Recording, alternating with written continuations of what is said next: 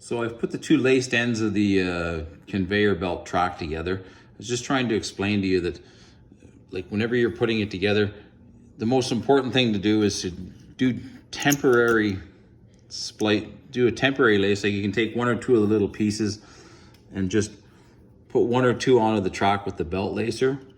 You don't have to close them all the way. You'll still have the same distance for the measurement. You don't have to crimp them. You can remove them later on. Put it together, put the two ends of your conveyor belt together, and figure out whenever you get this piece to be 1 inch. Then the most important thing to do is to punch this window, this window, this window. Get them marked, get them punched, then unroll your conveyor belt. Do all the rest of your measurements. And if you've got let's say a 3/8 of an inch or up to 3/4 of an inch, you can just simply add 1/32 to each window as you go around. Like I say, I had a guy that did it with using 1 inch graph paper and pins, and he put the stainless steel tube that he made over it and punched all his holes. And like I say, you got to go through the soft rubber first. And whenever this is done, basically you're going to have two little 60-13 welding rods that I'll show you in another video on my next track. And the ends are going to be bent over 180 degrees. It's going to go through there, squeeze that together fairly tight, bend the ends over 180 degrees. This is the factory stuff that comes with it that would be used on a belt baler or a hay baler belt. And whenever it's on a hay baler belt, there's only ever force this way. There's never snow and ice inside a square hole. It's just a flat belt. Basically, if you were to put that on there and use it, it'll break within 2 or 3 days every single time. You can't bend it 180 degrees on the ends. I've done it many times. It doesn't work.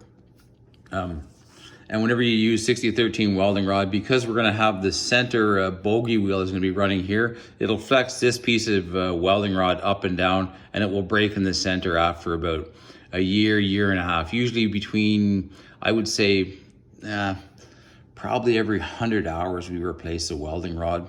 Once every year and a half, 2 years, depends on how much the kids use it. And you can just look at it and see. And whenever it breaks, it doesn't fall out right away. The bogey or the drive sprocket will keep pushing it back into the hole. But if you look at it every time you use the kitty cat, just spin it around to the back, have a quick look at it. You can see whenever it's broken, replace it. It takes 5 minutes to replace it. Like I say, this is only a 4-inch lacer, so you have to do this in 2 pieces. I've had 3 people that actually did it. One guy was a farmer and had the lacer and did it himself. The other 2 people simply drove to a place that was a farm equipment repair depot. They had a 10-inch wide lacer. They did it all in one shot. They left the pieces out where the center links were. They laced it in one shot for them. Didn't charge them any money because it was sort of a favor, helping someone get a kitty cat back on the trail for their grandkids and stuff. And like I say, the people that do this at a farm equipment place are totally experienced in it. They can lace it in 2 seconds. They know how to skew the end of the belt. They know how to get the rubber off. They're excellent at it. They have no problems at all. I would advise you, rather than going and buying the belt lacer and buying the stuff, unless you're planning on making a bunch of them, simply buy your conveyor belt, get it, the holes sort of cut where you think you want them, and go and get them to lace it. They will lace it for cheap or almost free for you. And this is stainless steel lacing. The steel lacing works better. I only bought it because that's what they had in stock at the bearing place. Like I said, I would have bought steel lacing. It rusts up and it rusts into the welding rod that we're going to use for the joiner for the lacing. And even when it breaks, it's got so many grooves in it. I'll show you the next one I take it apart. It's been running for 5 years, that it won't fall out. It just doesn't fall out whenever it breaks. Anyways, basically that's it for this one.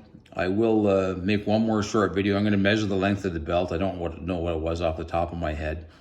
But like I say, it's just 10-inch wide 2-ply conveyor belt that you buy at a bearing store. I used a tire groover. I did have another man that said that his friend, they punched these holes almost all the way through. Like, they punched them through the rubber, then they screwed it down with a screw in each hole.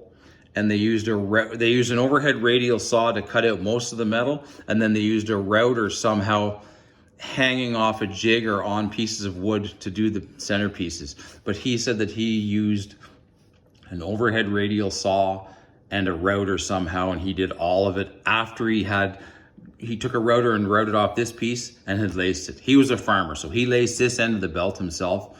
And like I say, it has to be relieved beside the drive lugs that are here, or else it will not go around the 3-inch pulley. So you can see all the little pieces cut out of it here. I had another guy from over in Finland or Sweden that sent me pictures of something called a cuts-all disc that's used to sand wood chair bottoms. Like I say, I can't read Swedish, so I don't understand his emails that he sent me. But he had something called a cuts-all disc, and he had it on a jig, and it took all his rubber off. He didn't groove it where it had the kids' names. He just made it so it was a straight bar track, but he used a cuts-all disc, and I believe it's used on an angle grinder for sanding contours into wooden chair bottoms for your butt to sit in. Like I say, he sent me pictures of it, and from what I could figure out, he used it to actually, he was a carpenter, I believe. Like I say, I don't read Swedish where it's got all the dots and stuff and above all the letters. But anyways, definitely, however you get the rubber off, that's your own problem. I use a tire groover. I don't even know if they make them anymore. I'm sure they do. It's an industrial tire groover. The belt lacing comes on a piece like that. You put it into the thing, you slide this pin in to hold all the links in, then you pull off the piece of paper and you go at it. Like I say, it's not rocket science. Any guy that's worked on a belt baler making belts would be able to do it for you in no time at all. So like I say, I would suggest go to a farm supply place, have them put the ends on the belt, then come home, figure out where your squares are got to be cut, mark them out first, get them to lace it at the belt farm place, then come home, cut out these 3 windows are the most important windows in the entire track, cut them out, then lay out the rest of your belt and go at it.